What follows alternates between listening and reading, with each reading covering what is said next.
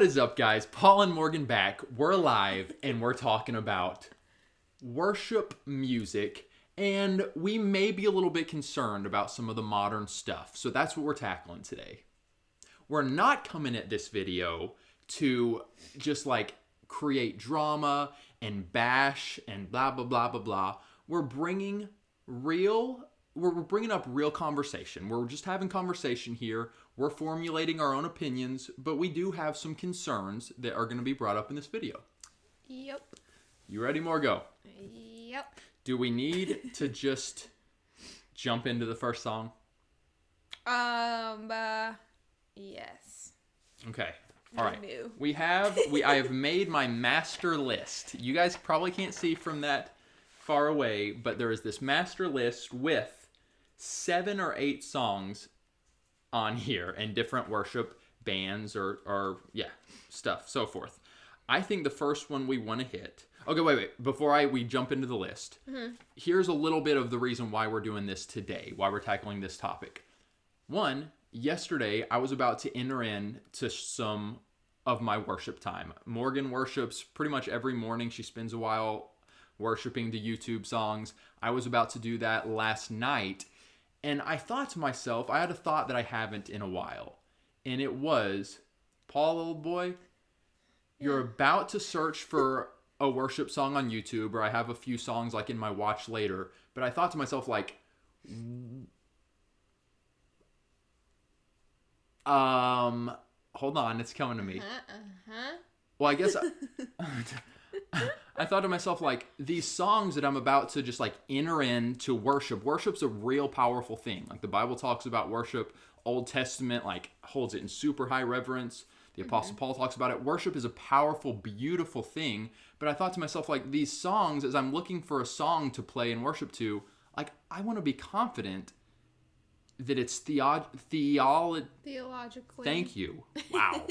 Where are you at, Paul? That it's theologically sound, that it's biblically sound. And also, I want to be fairly confident that whoever wrote the song or the band that's performing it, like, that they're solid. Is that too much to ask? Well, in these days, yes. No, just kidding. Well, and I don't want to be this guy that's mega skeptical and mega cynical. Oh, did they say this in that song? Bah, cancel that song.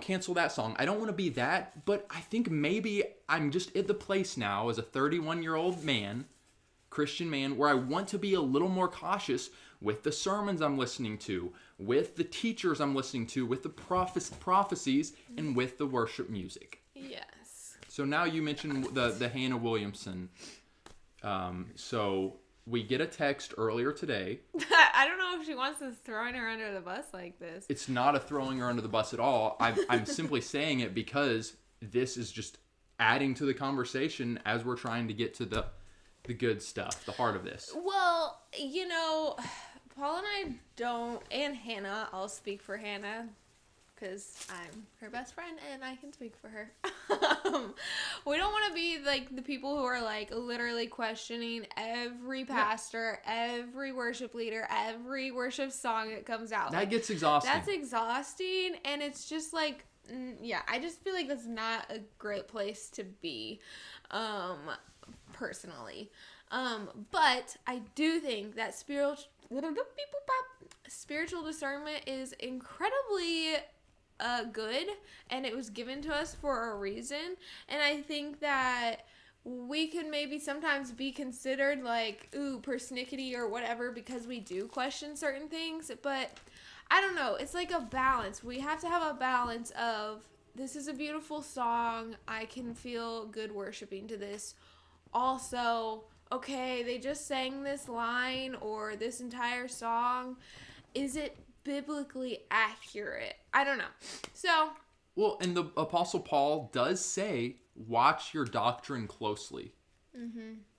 There's an important aspect of the Christian faith, which is not just going along with the flow of whatever because it feels good and sounds good and it's all about love. And it's interesting because we pay attention to our biblical teachings, hopefully, but I think for whatever reason, we've maybe become a little bit lax with the worship music and the lyrics. Which I think is insane because Here's why. Most of you, or a good amount of you guys, know that I am a worship leader. And for me, I take it very seriously, what songs I lead and what I'm going to sing out throughout the service of me leading, because I just feel like, one, as a worship leader, it's usually we are the people who are opening up the service. Not even just opening up the service, opening up like the church, because we come in first, we rehearse, we practice, we start worshiping, whatever. Like, we are like in charge of creating that atmosphere for people to come into along with us and worship the Father and invite his presence to like come rest on us during the service or whatever, the night, whatever. It's a significant, important role, not something to be taken lightly, because worship is warfare. Mm-hmm. Worship is spiritual warfare, and you want to have it right. Yeah. All right. Morgan. Yes. Let's move right in. Wait, did you... okay, so let's do Hannah's text, and then we'll do that song to start to kick things off. All right, well, just the song that Hannah and I were discussing earlier was Move Your Heart. It just came out today. I think they just dropped, like, the second album, EP, whatever, from Maverick City and Upper Room, which, love them. Maverick City, Upper Room. Yeah. We genuinely, like, those have been two of, like, our biggest favorite worship bands, worship collectives to worship to.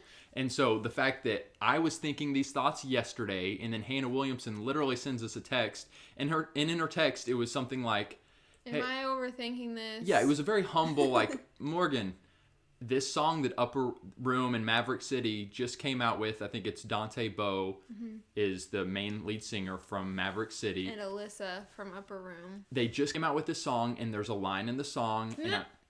Let me say it. Well, okay, there's a line in the song, and this is Hannah Williamson texting. A line in the song, I'm just not sure where I stand on it. Help me. Am I overthinking it?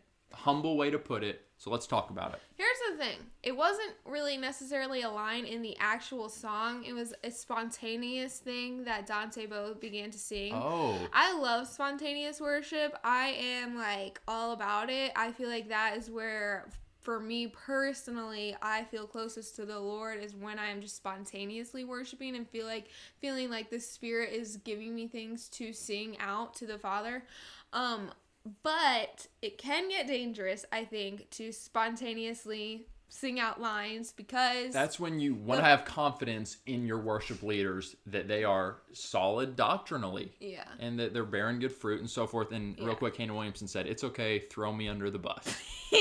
So she's... Sorry, Hannah, this is all fault. No, it's all right. All right. So what was the line that... Okay, so there were two things towards the end of the song that Dante Bowe was singing out, and he was just singing like, God, like, you blow him away, and he was singing, you blow me away. He was singing from the Lord's perspective of, like, you blow me away, and he sang, to the divorced, you blow me away, to the ones who don't pray to me very often, you blow me away.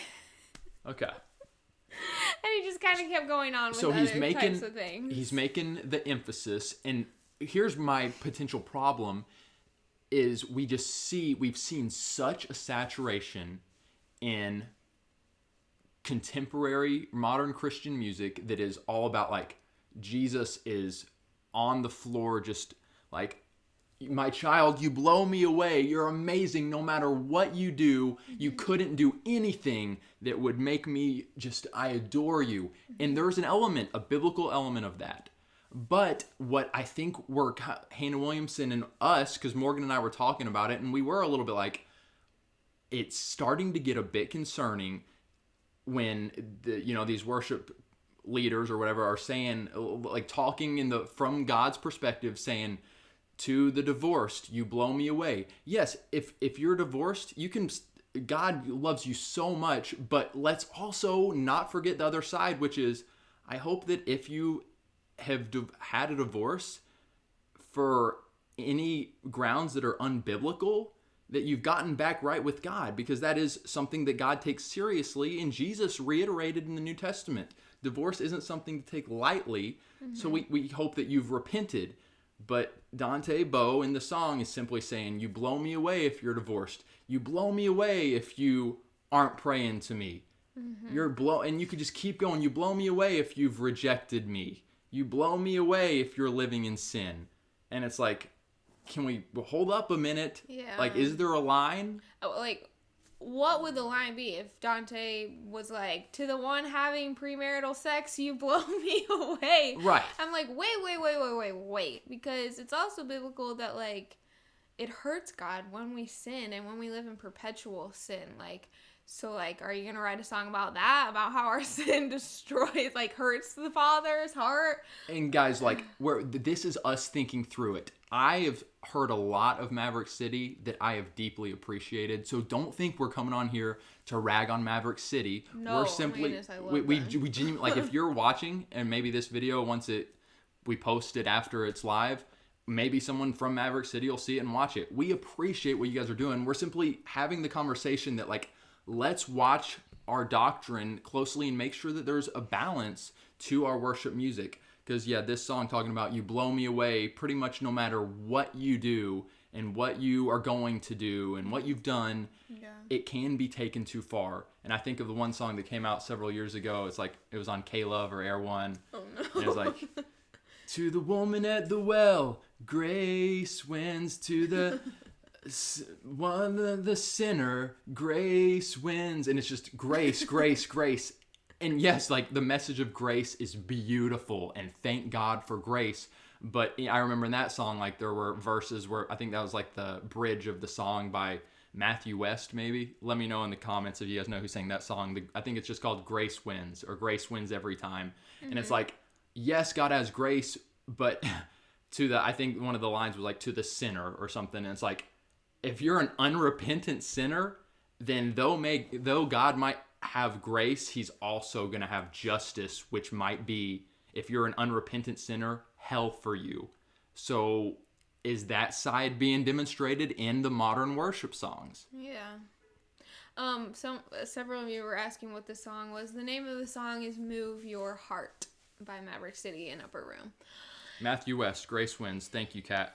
Yeah. Let's mention another one. So another one from Maverick City, and then we're going to leave the Maverick City alone for a bit because we appreciate you guys. Yeah, don't get me wrong. I love what Maverick City is doing. I think that, like, their vibe is just really beautiful and cool and sounds kind of weird, but, like, They have a I cool think vibe. it's important. Like, I think if you are trying to reach the younger generation, like, they're doing it right, in my opinion.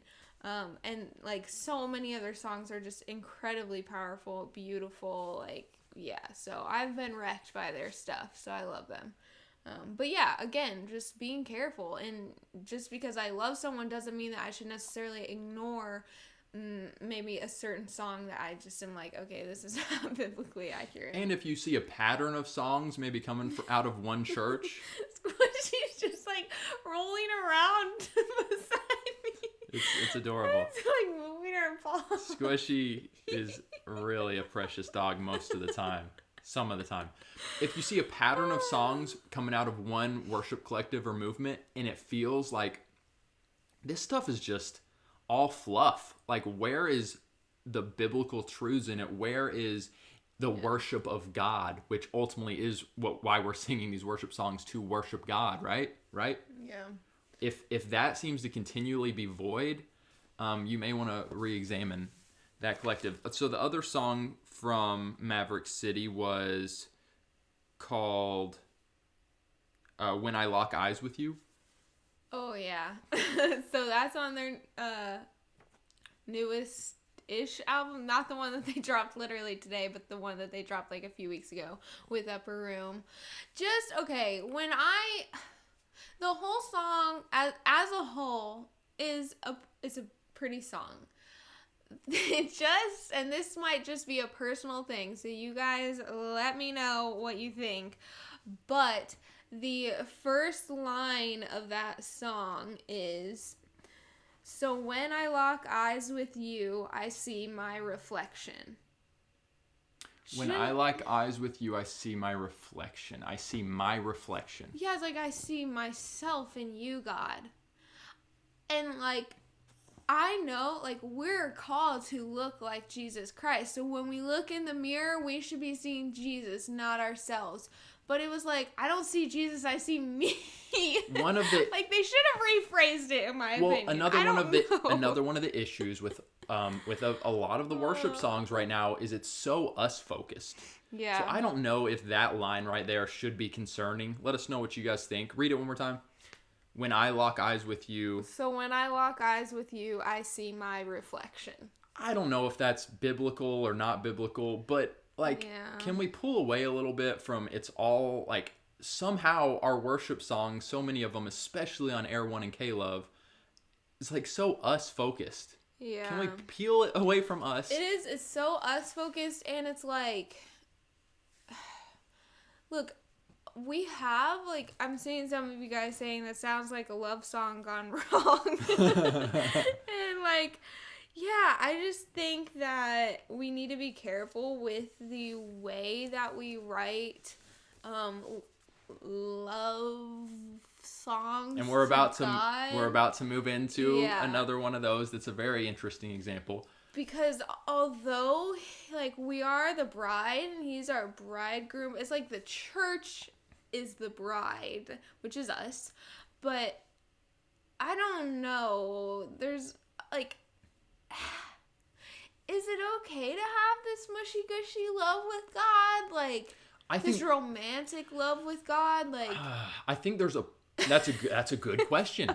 And we're about to get into Stephanie Gretzinger from Bethel, because she kind of embodies that, like the romance with God or with Jesus in her songs. Like, that is a big part of her worship songs. That's a great question. Like, what is, as far as like in our worshiping of Jesus, should it get romantic? Yeah. I don't know. I'm intrigued to see, should it get romantic? So now let's move away from that. Stephanie Gretzinger. Hannah says, I was thinking about this the other day too, this song. Yeah. So Stephanie Gretzinger has 2 songs. One of them is Closer. So pull me a little closer, take me a little deeper. I want to know your heart. So that one, and then another one is We Dance. And we dance. Yeah, you spin me around and round and sha-na-na-na-na. Personally, I have been a fan of Stephanie Gretzinger for a few years now. She sings an awesome, one of my favorite worship songs. What's the one by John Mark McMillan and his sister or his wife? King of My Heart? King of My Heart. Stephanie Gretzinger kills King of My Heart. Yeah. Her and Jeremy Riddle crush it. Stephanie Gretzinger is out of Bethel Church. Mm-hmm. But so one of the potential issues, and I heard was watching another YouTube video talking about Stephanie Gretzinger in particular, these 2 songs. They were talking about what Morgan's saying. It sounds so like, and it sounds like Song of Solomon. Sure, yeah. And obviously Songs of Solomon is beautiful. There's a place for this intimacy. Jesus says, pray and say Abba, Father, which means daddy. And some people get a little bit squirmish by that, but that's what Jesus said. Daddy, Father, beautiful, intimate. But when does it start getting like, all right, Stephanie, all right, church, are we getting a little too up in our feels and we need to pull back a little bit? Mm-hmm. Can we just like look at... And remember to have reverence for the Father and the fear of God, you know? Here's Stephanie Gretzinger's We Dance lyrics. You guys just listen to this. I guess my question with this is, just as the song, or Solomon in Ecclesiastes says to avoid extremes, are we taking this kind of off the deep end with some of these words? Because this is a worship song, right? Like, aren't people singing this in church? Mm-hmm. We dance. Listen to these lyrics. You steady me, slow and sweet, we sway. Take the lead and I will follow, finally ready now to close my eyes and just believe that you won't lead me where you don't go. Scroll on down. You spin me around and round and remind me of that song, the one you wrote for me, and we dance. it's beautiful. Oh, here's and I will lock eyes with the one who's ransomed me. One who's given me joy for mourning. I will lock eyes. We dance. So if you didn't know better, you'd be like, this is almost a sensual love song. Am I too far there to say it's at least a very passionate love song to your lover? And then you realize, okay, it's a worship song and you're talking about Jesus or God. Mm-hmm. Is there a line? Yeah, I don't know. I think that for me personally, and seriously, like, this is just for myself because I don't know where I stand fully. I think for me personally, I would not sing either of those songs or songs similar to them just for a whole church. Like, maybe in my quiet time I would listen to that, just like me and the Father or me and Jesus. But even then, I'm not quite sure. So, like, I might just stay away from them for a while now. This is genuinely, guys, like a developing discussion because, like, we're trying to figure it out. I like Stephanie Gretzinger.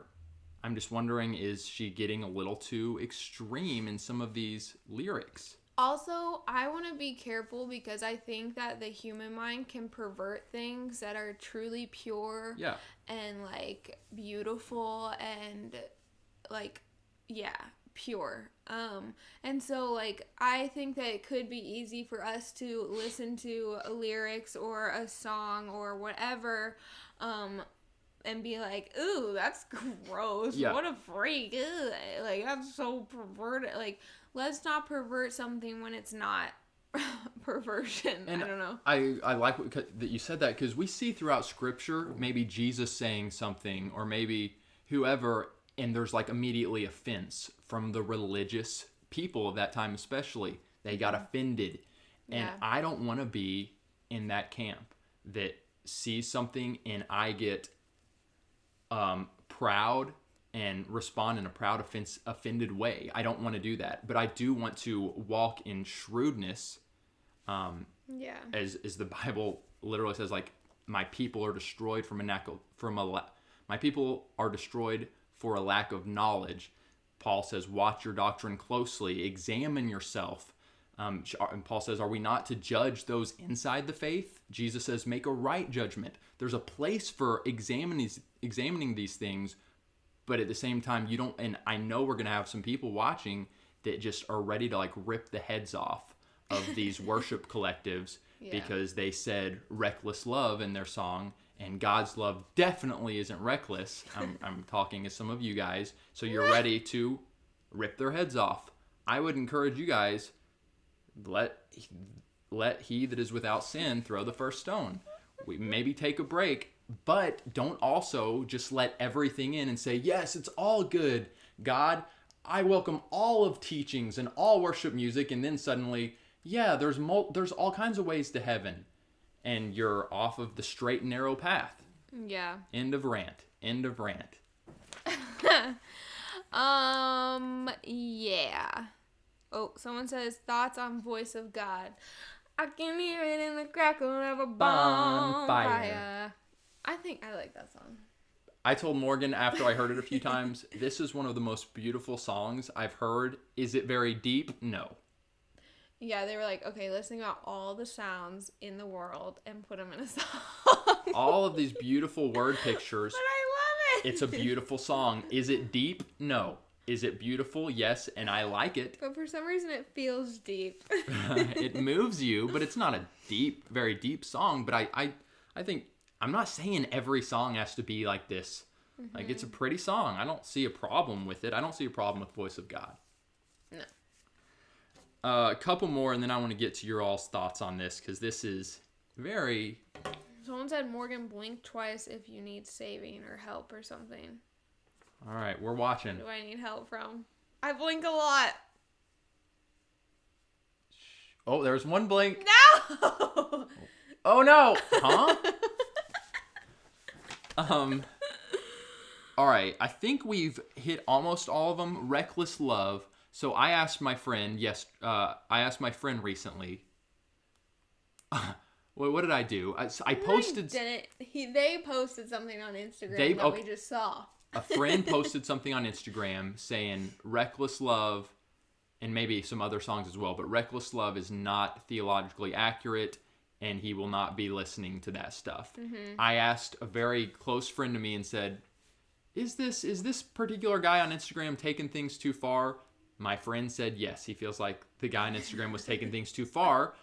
But I can also see that side of like God's love not being reckless, so some people having a problem with that. But at the same time, I see the other side of like the fact that God loved us enough to send his son to die for us is just pretty crazy. So I'm not going to bash reckless love personally.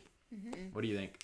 No, I like that song. I don't think it gives like a wrong image of God. I think like, in my opinion, I think Corey Asbury wrote that song in the way of like to the human mind, God's love can look a little reckless of like, he likes to show up at the very last second to save his people. He let his son die on the cross, like literally be brutally murdered. It sounds reckless and crazy, but we know as children of God that God is perfect in all his ways and that his love is steady and mighty and solid. And so. Well, that's our opinions. We're open to other people's. I mean, you guys are welcome to have opinions on that. The last one, this one is actually not a modern song, but I bring this up to say it is kind of interesting. You guys probably, most of you know the song.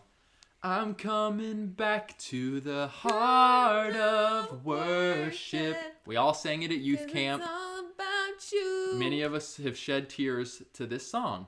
That's true. A pastor that I really respected from several years back, I remember him saying something like he was not a big fan of this song because, the chorus goes, I'm coming back to the heart of worship. He said, I never left the heart of worship. I'm always worshiping. My spirit is always worshiping the Lord. He didn't feel great about that song saying, I'm coming back, insinuating that you've left a heart of worship. I kind of, in a sense, I agree with that. I guess if you've left the heart of worship, you can sing that song in good conscience, but what if you haven't? Like, let's encourage people not to leave the heart of worship. All that to say, is that theologically wrong? I don't know, but let's just watch let's at least pay a little bit of attention. Let's at least perhaps be a little bit more cautious with what we're spending our time worshiping God to. I think you could probably worship God to about anything if your heart and spirit are in the right place. But again, Apostle Paul, watch your doctrine closely. Let's be discerning. Let's make sure stuff is lining up with the Word of God. Make sense? Comprende? Comprende. Real quick, for those of you watching the play after, once this is posted, comment below. We know this is a big topic. Let us know your thoughts on any of those specific songs we mentioned or these worship bands. Make sure that you're just loving in the comment section. You can share where you're at, but don't be a